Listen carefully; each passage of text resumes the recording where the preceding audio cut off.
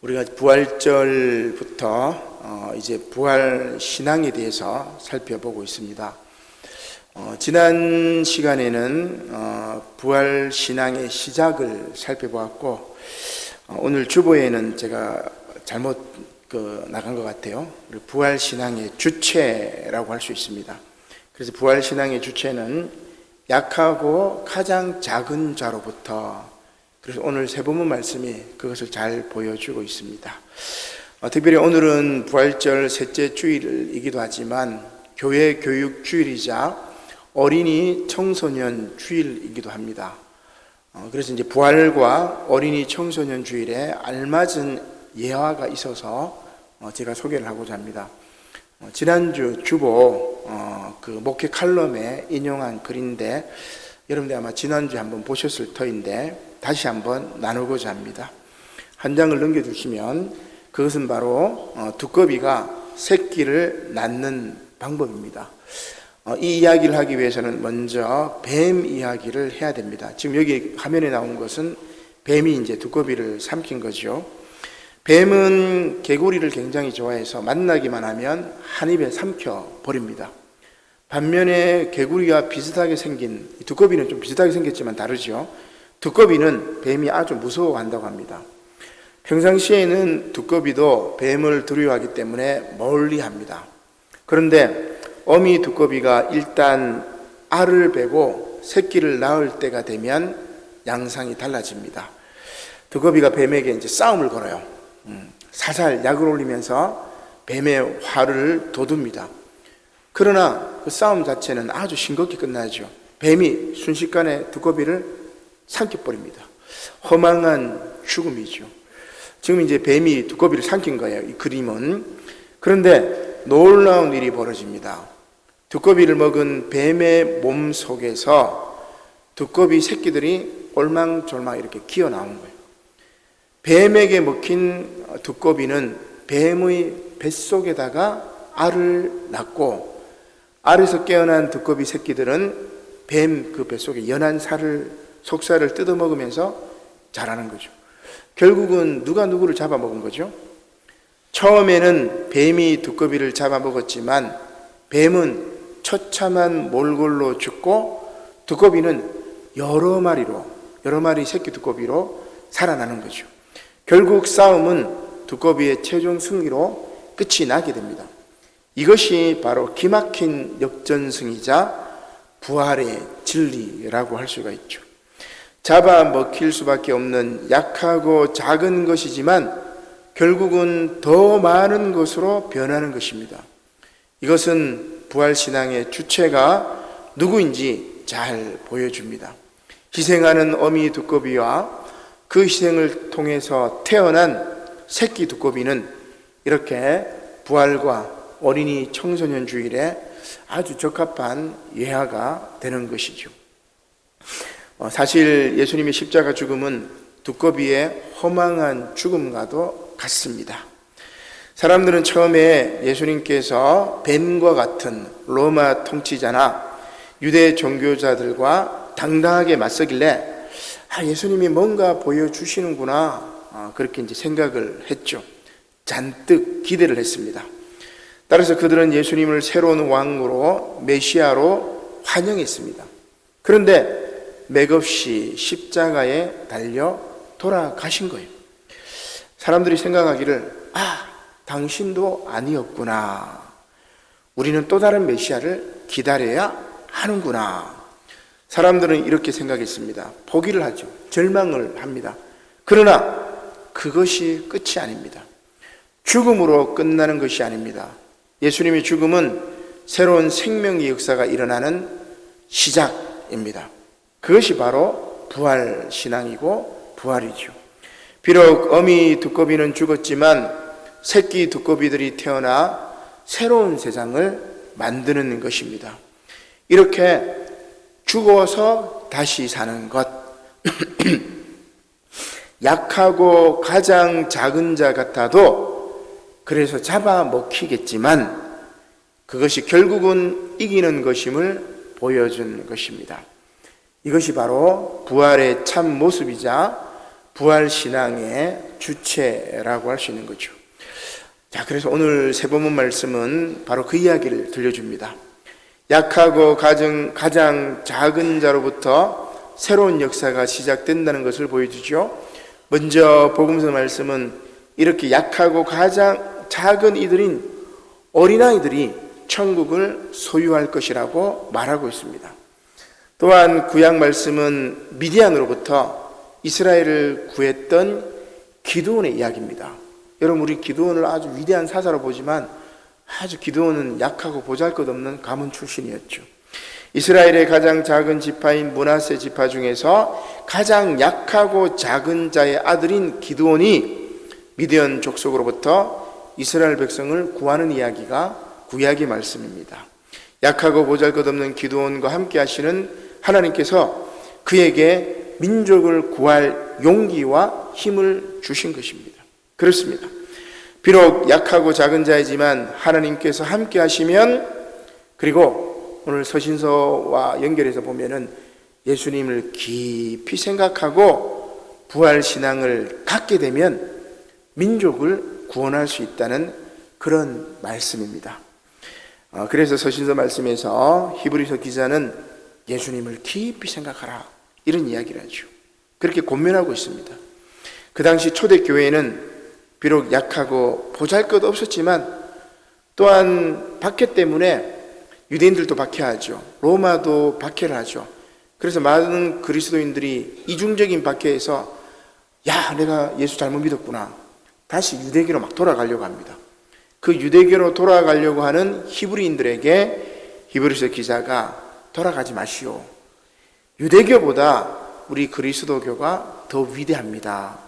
모세보다도 율법보다도 아론 제사장보다도 더 위대하신 영원하신 대제사장 멜기세덱의 반차를 따르는 대제사장, 그리고 바로 그 예수님을 깊이 생각하면 여러분 이 어려운 고비를 잘 넘길 수 있습니다.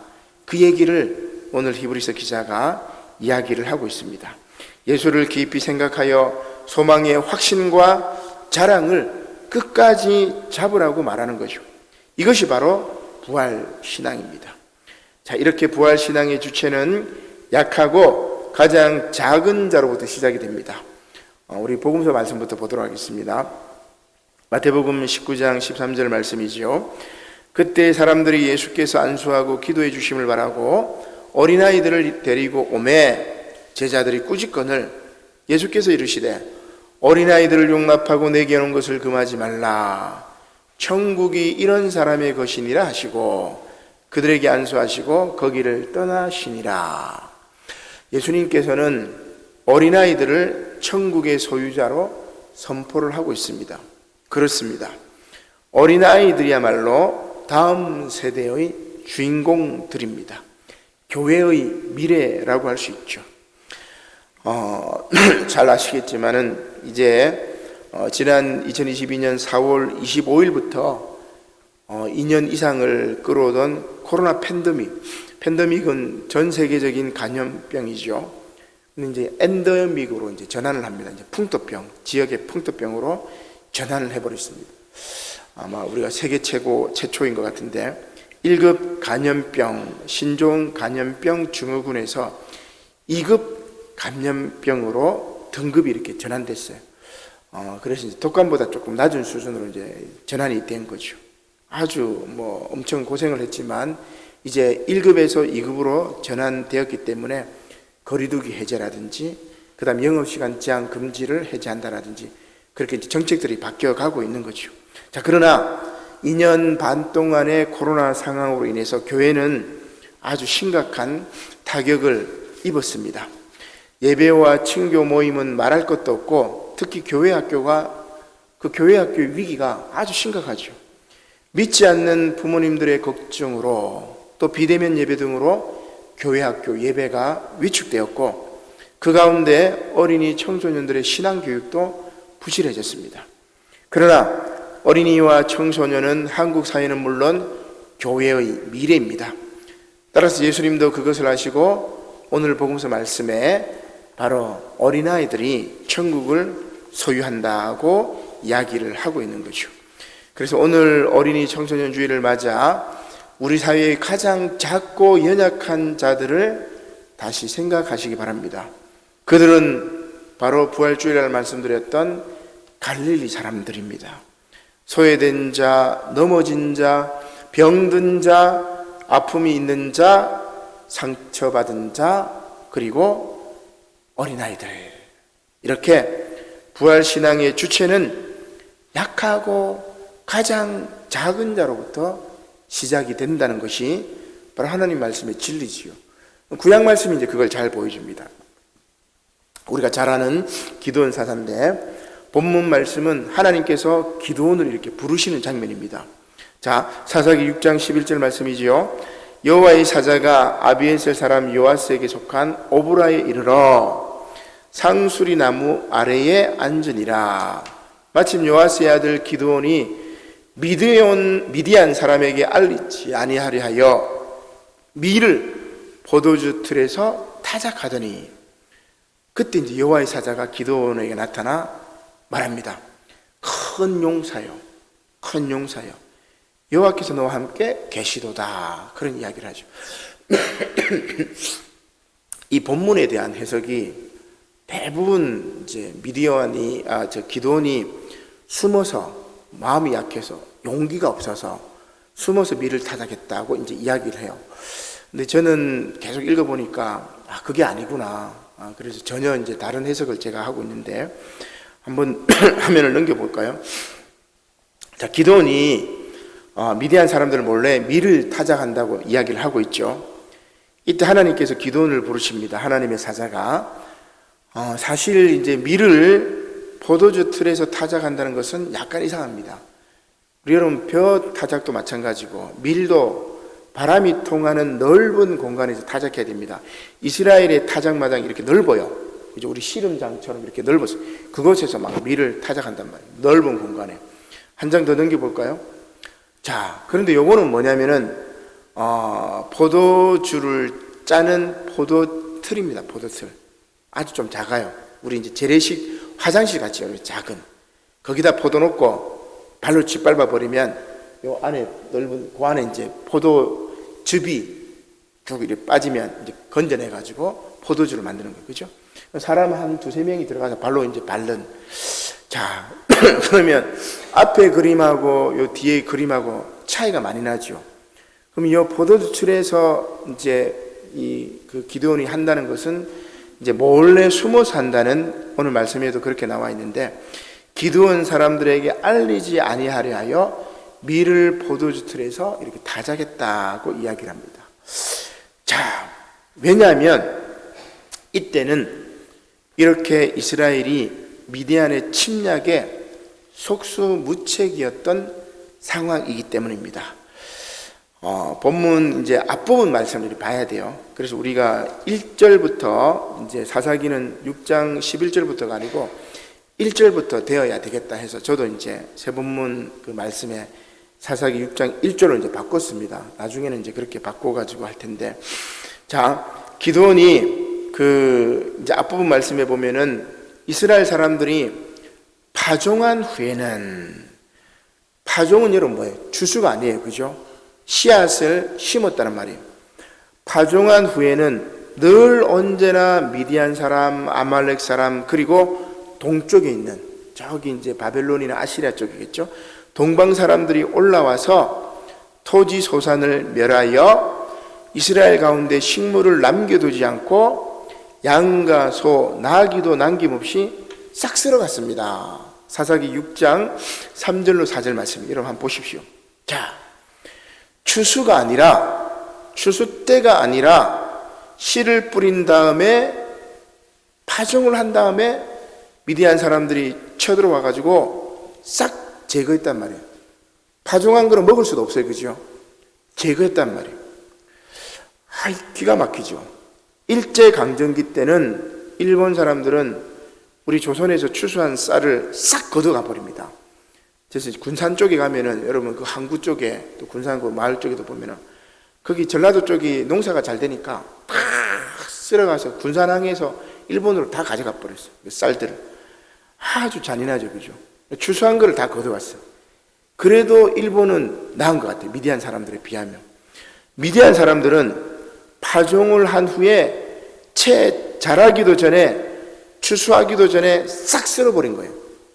자기도 안 먹고 이스라엘 사람도 먹지 마라, 이 얘기입니다. 잔인하죠. 너무 잔인합니다.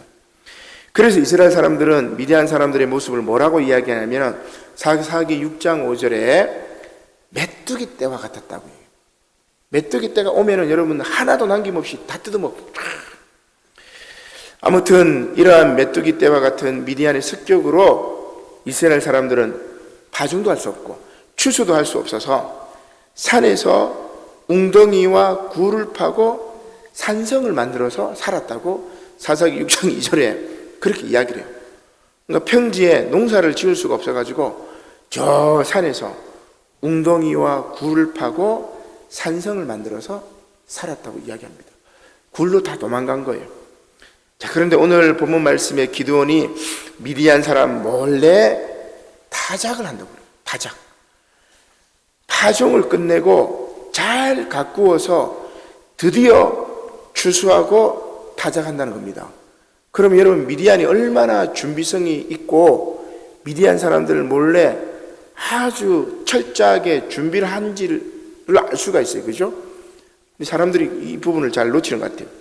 자, 이것은 비록 절망의 상황이지만 인내로 미래를 준비하는 기드온의 모습입니다. 저는 그것을 본 거예요. 따라서 하나님은 기드온을 뭐라고 그러죠? 큰 용사여. 겁쟁이 기드온에게 큰 용사 얘기한 게 아니에요. 대부분 그렇게 해석을 해가지고 왜 이럴까? 계속 이렇게 보면 다릅니다. 고난의 상황에서 어쩔 수 없이 숨어서 일하지만 희망의 끈을 놓치지 않는 이들에게 하나님은 이렇게 나타나셔가지고 큰 용사여 이렇게 얘기를 합니다. 자, 그러자 기드온이 어떻게 해요? 따져 묻습니다. 6장 13절에 기드온이 하나님의 사자에게 대답하죠. 오 나의 주여, 여호와께서 우리와 함께 계시면 어찌하여 이 모든 일이 우리에게 일어났나이까? 또 우리 조상들이 일찍이 우리에게 이르기를 여호와께서 우리를 애굽에서 올라오게 하신 것이 아니냐 한 그 모든 이적이 어디 있나이까? 이제 여호와께서 우리를 버리사 미디안의 손에 우리를 넘겨주셨나이다. 미디안이 뭐예요? 하나님을 꾸짖습니다. 여호와의 사자를 꾸짖어요. 당신 어디 갔다가 지금 와가지고 이러느냐? 요 얘기입니다. 기드온이 불평하죠. 애굽에서 우리 조상들을 구원하신 하나님은 도대체 지금 무엇을 하시느냐? 이렇게 메뚜기 떼가 때처럼 우리가 파종하자마자 와서 싹 쓸어가 버리고 양과 소와 염소 다 가져버려. 먹을 것이 없어서 산에서 칡뿌리 먹고 살고 있는데 하나님 당신 도대체 지금 뭐하고 있느냐? 어디 갔다가 이제 왔느냐? 이렇게 기도원이 이야기하는 거예요. 맥락을 보면 따지고 있는 거죠. 자, 그때 하나님께서 이렇게 대답하십니다. 6장 14절이죠. 여호와께서 기드온을 향하여 이렇게 말합니다. 너는 가서 이 너의 힘으로 이스라엘을 미디안의 손에서 구원하라. 내가 너를 보낸 것이 아니냐. 여러분 아주 중요한 단어죠. 이 단어를 발견한 순간 막 눈에서 막 불이 번쩍 튀는. 정말 막 눈에서 불이 번쩍 뜨는데 여기 이 너의 힘, 요 단어를 못 찾은 것 같아요. 대부분 사람들이. 저는 이걸 찾은 순간 와, 내가 해석한 게 맞구나. 내가 생각했던 맥락이 맞구나. 이렇게 탁 들었어요. 그러면 이 너의 힘은 무엇일까? 그래서 공동번역에 이렇게 찾아보면은 너에게 있는 그 힘, 기드온에게 있는 그 힘이에요. 원어를 찾아봐도 그냥 기드온이 가지고 있는 힘, 뭐 그런 이야기를 합니다. 자, 그러면 기드온이 가지고 있는 힘이 뭐예요? 바로 고난과 역경 가운데도 포기하지 않는 기드온의 준비성입니다. 뭐죠? 밀을 포도주 틀에서 타작하는 인내와 준비성입니다. 미디안 사람들 몰래 추수할 때까지 그 밀을 지켜낸 거예요. 대단하죠. 파종하면 와가지고 다 휩쓸어 버렸는데, 다 불살라 버렸는데, 기드온은 아주 이게 추수할 때까지 이것을 지켜낸 거예요. 기드온이 대단한 거죠. 인내와 준비성이 대단합니다. 그렇게 하나님은 기드온이 물었던 그 구원의 사건, 곧 미디안의 압제로부터 이스라엘 백성을 구원하는 일에 오히려 기드온에게 맡겨버리는 거예요. 기드온이 하나님 도대체 왜 이렇게 우리를 내버려 두십니까? 하나님께 따지니까 하나님이 큰 용사여, 네가 미디안의 손에서 너희 민족을 구원해라, 이렇게 얘기를 해버린 거예요. 기드온이 이제 황당해하는 거죠. 혹대로 왔다가 이제 혹 붙였다고 저는 이제 그렇게 생각하는데, 물론 인내로 미래를 준비하긴 했지만 사실 기도는 돌이켜보면 자신이 나약하고 작다는 것을 알 수 있습니다. 보잘것없다는 것을 알 수 있습니다. 가문도 그렇고 지파도 그렇습니다. 따라서 기도원이 이렇게 대답합니다. 사사기 6장 14절이죠. 오 주여, 내가 무엇으로 이스라엘을 구원하리까? 보소서, 나의 집은 므낫세 지파 아주 작은 지파입니다. 극히 약하고 나는 내 아버지 집에서 가장 작은 자니이다. 자, 아주 약하고 작은 자인 제가 요 정도는 할 수 있죠. 준비는 할 수 있지만 나라와 민족을 구원하는 것은 제가 할 수 없습니다. 집안도 그렇고 가문도 그렇고 아무것도 못하겠습니다. 요즘 말로 하면 뭐 학벌이나 혈연이나 지연이나 아무것도 없어. 아무것도 없는데 하나님, 제가 도대체 뭘 할 수 있겠습니까? 자, 그러자 중요한 말씀이 나오죠. 사사기 6장 16절입니다. 여호와께서 기드온에게 말합니다. 내가 반드시 너와 함께 하리니 내가 미디안 사람 치기를 한 사람을 치듯이 하리라. 그렇게 이야기합니다. 하나님께서 내가 너와 함께 하리니, 이게 주제죠. 이게 핵심입니다.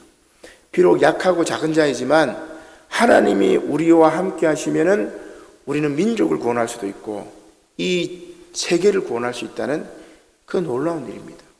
하나님께서 함께 하시면 가장 작은 자, 가장 약한 자도 가장 큰 일, 귀한 일을 할 수 있다는 그런 말씀입니다. 어떻게 보면 코로나 상황에 우리 교회가 많이 힘들어졌고 또 어떻게 보면 일꾼들이 많이 없습니다. 그러나 하나님께서는 저와 여러분들을 부르시면서 약하고 작고 나이 들었고 힘이 없고 하늘 수 있는 것도 없지만 하나님께서 함께 하시면은 놀라운 일을 할 수 있다는 그런 이야기. 그것이 얼마나 은혜로운 말씀입니까? 그리고 이것은 하나님의 아들 예수님을 깊이 생각할 때 가능합니다.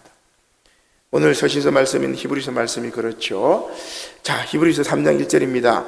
그러므로 함께 하늘에 부르심을 받은 거룩한 형제들아, 우리가 믿는 도리의 사도이시며 대제사장이신 예수를 깊이 생각하라고 이야기합니다. 그런데 말씀해 보니까 예수님을 뭐라고 이야기하냐면 우리가 믿는 도리의 사도, 두 번째는 대제사장. 그러니까 예수님을 두 가지로 이제 이야기를 하는 거죠. 자, 이것은 예수님께서 우리의 믿음의 길을 보여주신 하나님의 사도. 사도라는 말은 보내심을 받은 자란 말이에요. 예수님은 하나님의 사도입니다. 그리고 예수님의 12제자는 예수님의 사도죠. 바울도 사도고. 그래서 사도라는 말을 예수님의 제자에만 해당이 된다고 여러분 생각하지 마시고 예수님도 하나님이 보내신 사도라고 볼 수 있어요. 그래서 뭐라고 이야기합니까? 우리가 믿는 도리의 사도, 우리가 믿는 하나님의 말씀의 증거자, 사도인 예수님. 두 번째는 대제사장, 그죠? 우리의 모든 죄를 씻어주시는 대제사장 예수님. 이 두 가지를 깊이 생각하는 거예요. 우리의 죄를 사해 주시는 예수님을 깊이 생각하라. 그리고 하나님의 말씀을 선포하고 그 길을 따르는 예수님을 우리가 따르자. 이게 예수님을 깊이 생각하자라는 그러한 말씀입니다. 사랑하는 성도 여러분, 코로나 상황으로 인해서 이전부터 침체되어 온 한국교회 상황이 더욱더 심각해졌습니다. 한국교회의 사회적 공신력을 회복하여야 할 것입니다. 오늘 교회 교육주일을 맞아 먼저 부모된 우리가 신앙의 올바른 교사가 되어야 합니다. 나아가 성경적 믿음으로 사도 되신 예수님을 따라 그리고 대제사장이신 예수님의 우리의 죄 사함을 감사하면서 예수님을 깊이 생각해야 되죠. 그렇게 믿음으로 교회를 바로 세우고 성령의 감화 감동으로 세상을 변화시켜야 합니다.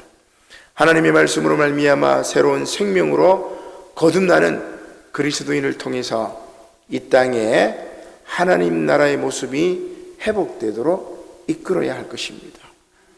한국 교회의 미래인 다음 세대는 여러분 멀리 있는 이들이 아닙니다.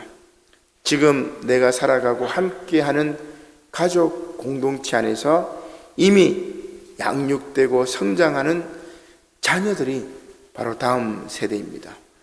따라서 말씀 안에서 심령을 새롭게 하고 성령 충만을 받아 우리 기성세대의 신앙이 다음 세대에게 이어지도록 해야 됩니다. 우리 교회는 우리의 신앙이 여러분들의 자리가 내 자녀, 내 자식들에게 물려줘야 돼요. 그죠? 그게 여러분 가장 중요한 어떻게 보면 교회의 회복이라고 할 수 있는 거죠. 그것은 바로 부활신앙의 주체가 누구인지를 아는 것에서 시작이 됩니다. 부활신앙의 주체는 어린아이들, 기도원과 같이 극히 약하고 작은 자이지만 포기하지 않고 미래를 준비하는 자들입니다. 그들에게 하나님은 함께 하시는 것이죠.